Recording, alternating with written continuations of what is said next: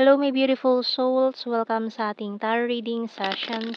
Keep in mind, general reading po ito. Maaaring mag-resonate, maaaring hindi. Kunin niyo na lang po kung para sa inyo and leave the rest. Maaaring mag-shift na energies or magkabaliktad ang sitwasyon. Kaya kayo na pong bahala kung saan kayo nakalugar sa reading natin. So, let's see.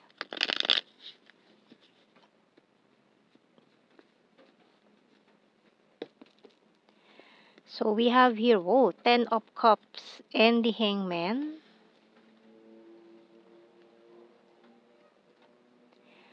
And we also have here the Karma or the Judgment card. The Star, Aquarius energy. And we also have here the Page of Wands and the King of Pentacles. And this is the Six of Pentacles. And the Four of Pentacles. Wow, puro Pentacles. Ang lakas ng energy ng Earth sign natin dito. Taurus, Virgo, Capricorn. And also Aquarius energy. We have here the Nine of Pentacles sa bottom card. Okay.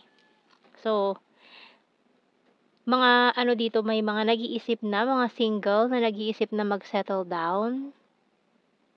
May iniisip kayong tao from the past na parang siya yung gusto ninyo na makasama ninyo sa buhay, sa pagtanda. Ayan, gusto niyo mag-settle down with this person.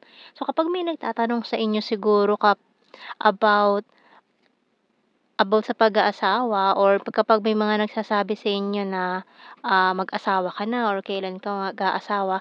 So, yung taong yun ang sumasagi sa isip mo or pwede magkabaliktad.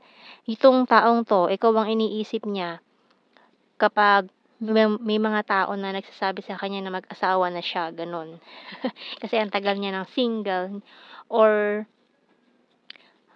parang ang sinasabi lagi ng mga tao ay nagkakaedad na, hindi na bumabata, mga ganyan, 'di ba? Mga laging naririnig natin sa mga tao sa paligid na mag-asawa ka na, ganyan.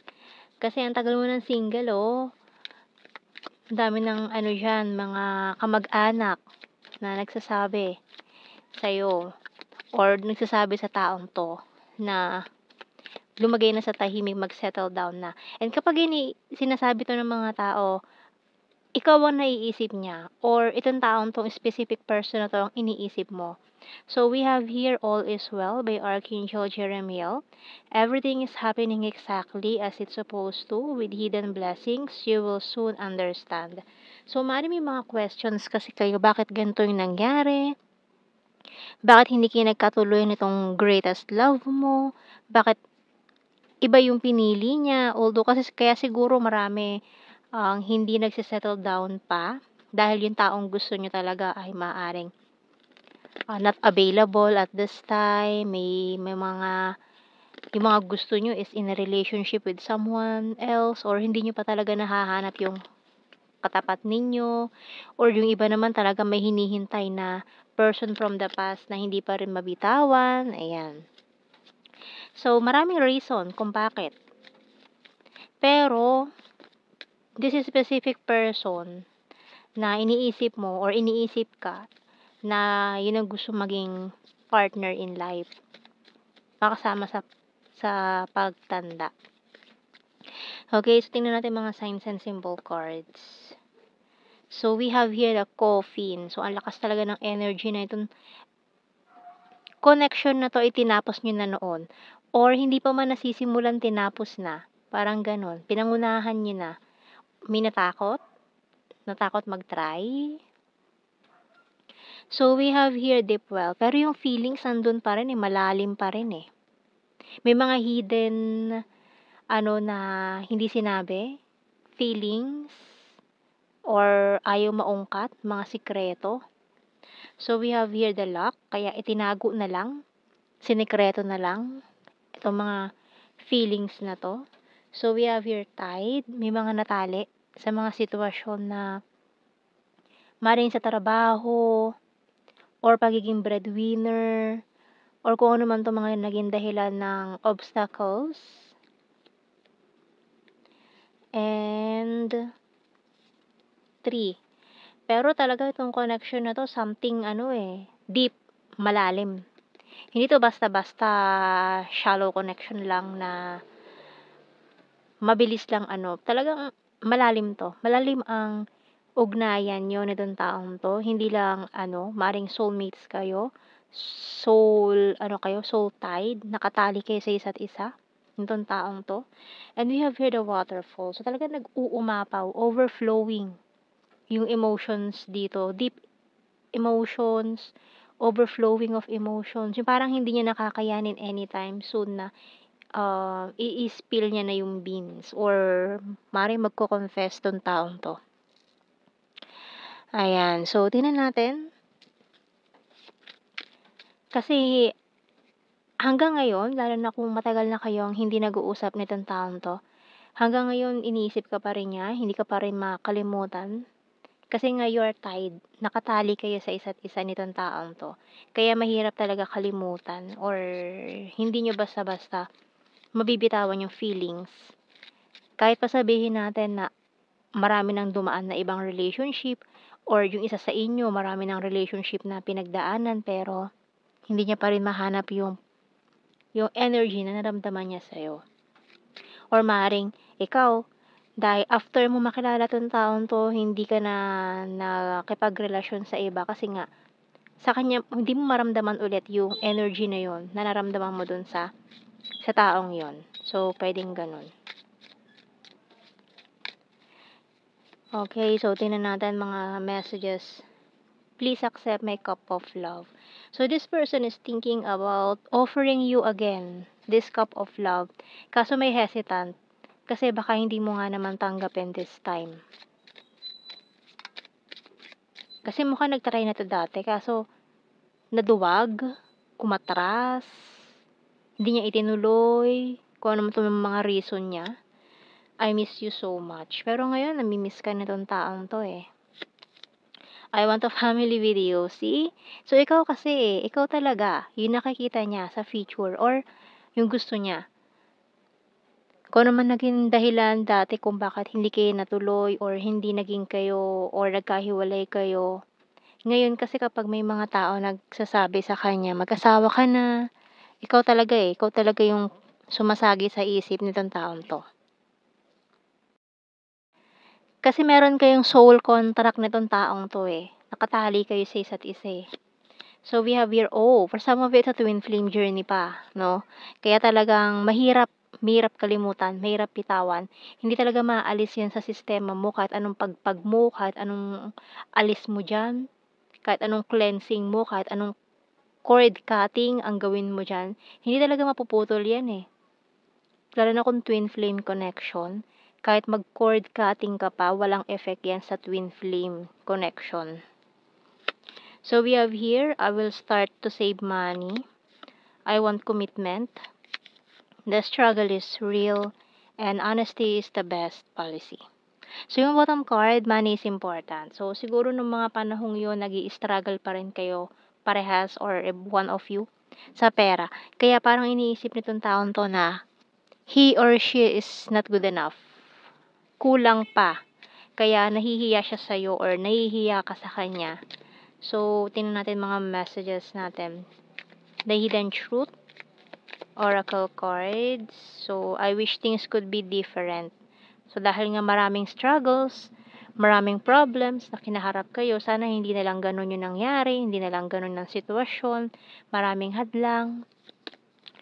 You don't know how hard it was to let you go. So, yun na nga, no? Hindi naman niya ginusto talaga na umiwas siya. Pero, parang yun na lang yung option niya noong mga panahong yun. You speak to me through music. So, marami kayong mga songs or nakakapagpaalala sa kanya about you. I hide behind material things. Kasi focus talaga siya maring sa trabaho, kung mas inuna niya yung trabaho over you, mga priorities niya. Maring breadwinner din tong taong to na sa kanya nakaasa yung pamilya na, buong pamilya niya sa kanya pa nakaasa. Kaya mahirap talaga for this person na mag-settle down ng mga panahong yun with you kasi iniisip nga niya maraming obstacles, maraming problema, hindi convenient para sa kanya yung sitwasyon. I remember every detail of that day. Ayan no, I'm starting to understand our connection. So ngayon maring naintindihan niya na kung ano ba talagang meron, bakit ganon, bakit ganyan. So I replay our conversations over and over. So binabalikan niya mga usapan niyo dati eh. I wish I could share my good news with you. Pero ngayon mukhang umuokay-okay na ang sitwasyon niya. Ready na siya mag-settle down. And kapag iniisip niya na magsisettle down siya, gusto niya talaga with you. And so many things remind me of you. Ayan, so kuha tayo ng mga initials natin.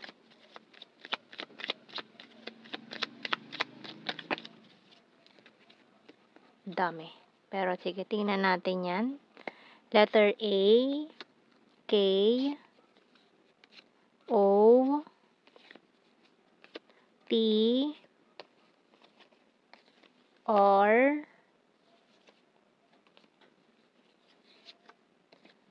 letter E, I, L, F, D, and Y. So, yan ang mga nahulog natin mga cards.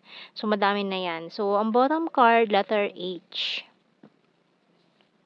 And let's see sa ating blue card, we have here balance. Ito pa, marriage. So, ayun na nga, nag-iisip na siya ng mag-settle down with you. And family. So, ayan, talagang gusto niya nang bumuo ng sarili niyang pamilya with you. Ikaw iniisip niya. Or parehas kayo. Or siya yung iniisip mo kapag may mga tao talaga na nagsasabi magpakasal ka na, mag-asawa ka na, mga ganyan-ganyan. Mga pala desisyon sa buhay natin, di ba? Ganyan. So, tingnan natin. Akala mo naman sila magbibigay ng panggastos sa kasal no? Kung maka-apura. So, ayun. Tingnan natin general signs and messages.